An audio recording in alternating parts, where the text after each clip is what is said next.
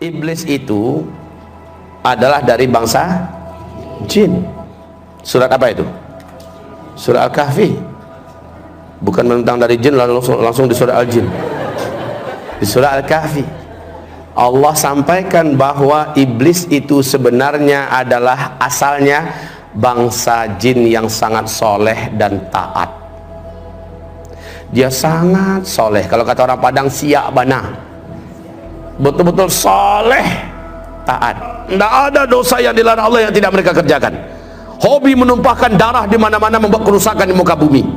Lalu Allah Subhanahu wa taala utus para nabi-nabi, malah dibantainya nabi-nabi. Nabi-nabi dari bangsa jin juga ya, dibantai oleh mereka, dibunuh oleh mereka. Sampai pada limit terakhir Allah perintahkan seluruh malaikat bala tentara tempur dari langit turun ke bumi, habisi seluruh jin yang ada. Bumi akan diganti dengan penghuni baru ya. Bangsa jin sudah out of order ya, sudah nggak layak lagi untuk menjadi pemimpin dan pemakmur bumi. Disuruh malaikat-malaikat turun, malaikat-malaikat tempur. Walillahi junudus samawati, Allah memiliki bala tentara di langit, disuruh turun untuk ngabisin bangsa jin. Tahu enggak Bapak Ibu, siapa yang diangkat oleh Allah menjadi panglima perang? Namanya waktu itu belum iblis ya, namanya ketika itu masih Azazil. Ini ada dalam kitab tafsir Al-Hafiz Ibnu Katsir ya. Namanya saat itu masih bernama Azazil. Jangan kasih nama anaknya Azazil nanti. Lalu turunlah panglima perang ini, yaitu Azazil, dengan memimpin seluruh malaikat-malaikat tempur. Semua bangsa jin yang ada di muka bumi diratakan, dibunuh.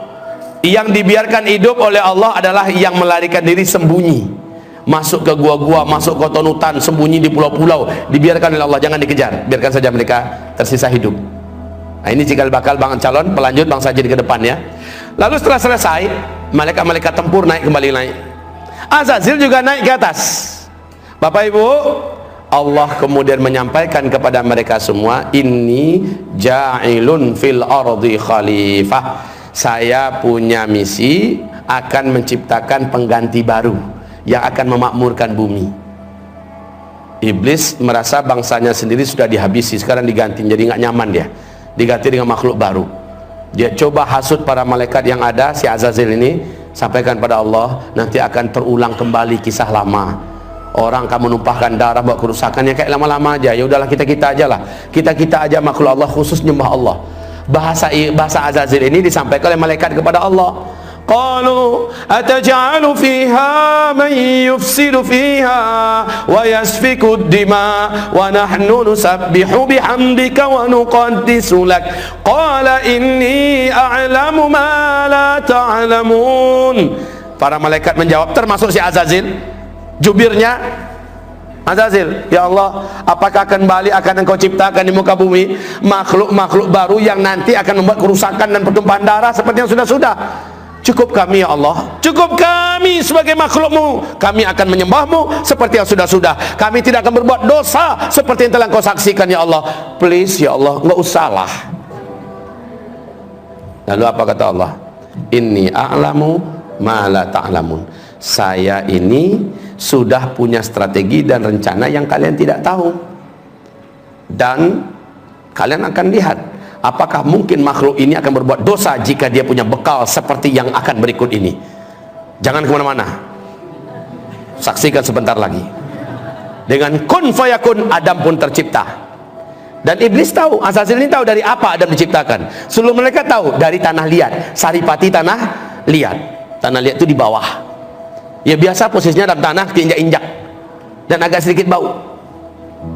Lalu setelah jadi kun fayakun, Allah masukkan chips, ibarat kita bahasa sekarang ya, yang lengkap dengan informasi-informasi yang tidak diketahui oleh seluruh malaikat. Lengkap pengetahuannya tentang berkaitan dengan tauhid dan akidah, tentang perintah dan larangan, lengkap semuanya tahu. Apa itu cahaya, unsur-unsur cahaya, tahu Adam. Apa itu angin, ada apa bagian angin, segala macam manfaat dan mudarat angin, dan apa itu malam, apa itu siang, apa itu bebuan, semuanya lengkap. Sehingga ketika selesai diuji.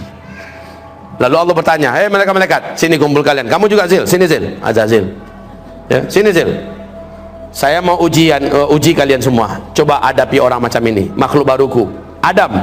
Diuji, kalah semua, tumbang semuanya. Lalu Allah berkata, orang yang macam ini, yang ilmunya tentang aku luas, ilmunya tentang alam semesta aku luas, dia tidak akan pernah mau berbuat maksiat dan dosa. Makanya dikatakan innama yakhsyallaha min ibadihil ulama. Yang paling takut kepada Allah dari seluruh hamba-hambanya adalah orang-orang yang berilmu. Jadi orang yang berilmu tidak akan berani berbuat maksiat karena dia takut kepada Allah. Setelah itu memanglah sujudlah para malaikat, karena Allah perintahkan sujud.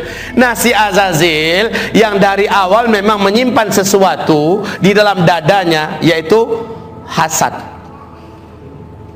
dengki. Dia tidak rela dan dia tidak mau kalau orang senior yang hidupnya telah teruji selama ini patuh dan tunduk pada Allah, masa dia yang harus sujud pada junior yang baru saja jadi. Lalu dia nggak mau. Allah berfirman, ma mana'aka la tasjud li Adam. Apa yang menghalangi kamu tidak mau sujud? Apa jawaban iblis? Saya senior ya Allah.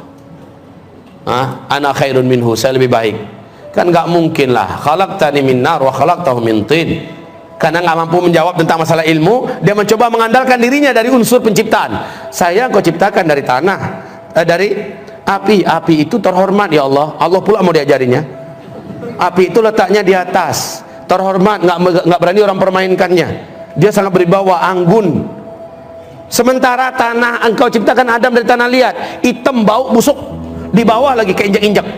Masa iya api sujud pada tanah? Sorry ya Allah. Ya, lalu Allah mengatakan, sombong kamu, keluar. Baik, Allah katakan gelar iblis saat itulah, nama kamu sudah diangkat dengan nama baru yang menjijikkan, yaitu iblis. Aba wastakbara wa kana minal kafirin. Jadi kafirlah dia, iblis jadi kafir. Bapak Ibu, iblis kenapa bisa jadi kafir? Kan dia soleh, kan dia taat. Kenapa dia jadi kafir? Awas, hubungkan kajian kita dengan la ilaha illallah loh. Tidak tak? Itu jawabannya. Apakah iblis dibolehkan masuk surga? Lan tadkhulaha abadan. Engkau sekali-kali tidak akan berhak menjadi ahli surga selama-lamanya. Iblis punya kunci enggak? La ilaha illallah. Iblis yakin enggak dengan Allah? Pasti. Iblis mengimani Allah tidak? Pasti, ya kan? Pasti. Tapi iblis punya kunci enggak la ilaha illallah? Punya enggak? Punya. Cuma sayang patah salah satu giginya. Disuruh sujud kepada Adam, dia tidak mau. Bukankah salah satu gigi daripada gigi-gigi la ilaha illallah adalah wajib mengikuti perintah-perintah Allah dan mentaati larang-larang Allah? Wajib. Iblis di situ nggak mau. Sujud kepada Adam itu nggak mau dia. Satu saja syariat Allah yang ditolaknya menjadikan dia dikatakan Allah kafir. Oke, iblis kafir gara-gara menolak satu saja syariat Allah, sujud kepada Adam. Suatu ketika iblis datang kepada Nabi Musa alaihissalam. Musa, saya punya hajat kepada kamu. Siapa kamu? Kata iblis. Kata Musa, saya adalah iblis. Wow, tahu nggak Bapak Ibu, Musa ini sukanya, jangan dikatakan suka berantem. Musa ini kalau marah itu kelihatan langsung Pak Bu, dari bola matanya itu nampak. Iblis pun menjadi pucat di depan Nabi Musa. Iblis nyamperin, udah hampir digonyoh oleh Nabi Musa, udah hampir ditumbuknya Pak, kayak Mike Tyson memukul orang, hampir sedikit aja lagi. Lalu iblis mengatakan, Musa jangan emosi. Jangan emosi. Musa, saya minta tolong kepada engkau, saya mau taubat nasuha. Allah mau terima nggak ya? Saya mau langsung ke Allah, nih makhluk nih, segan saya Musa. Itu permohonan saya, tolong Musa, bantu saya, please. Engkau kan kalimullah, engkau kan teman bicaranya Allah. Apa kata Musa? Ente tunggu di sini, saya mau masuk dulu biar saya komunikasi dengan Rabbul Alamin. Masuk Nabi Musa, mulai chattingan. Ya Rabb, ya Rabb, ya Rabb. Apa kata Allah? Katakan pada iblis, seberapapun banyak dosa masa lalunya, aku akan ampuni seluruhnya. Masa lalunya akan aku putihkan jika ia betul-betul sungguh-sungguh dari lubuk hatinya. Hanya ada satu syarat. Dulu ada syariatku yang dia tidak mau jalankan, sekarang dia harus jalankan itu, baru aku ampuni dia.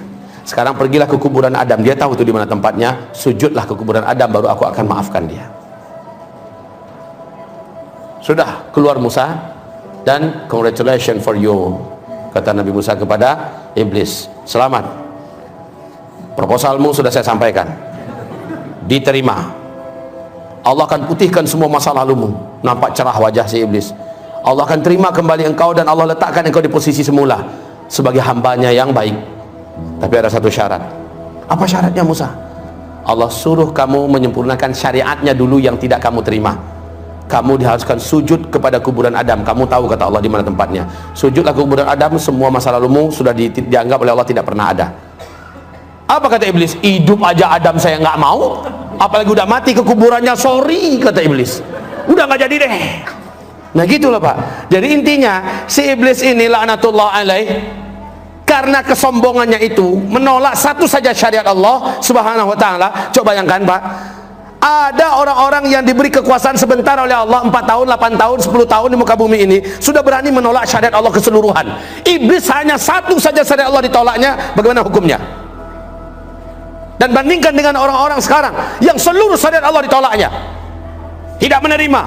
Satu saja syariat Allah ditolak oleh Azazil, langsung ganti namanya jadi iblis, langsung dihukumi kafir oleh Allah, dan patah. Iblis tidak akan pernah menjadi ahli surga. Patah salah satu di antara gigi-gigi la ilaha illallah. Inna lillahi wa inna ilaihi rajiun.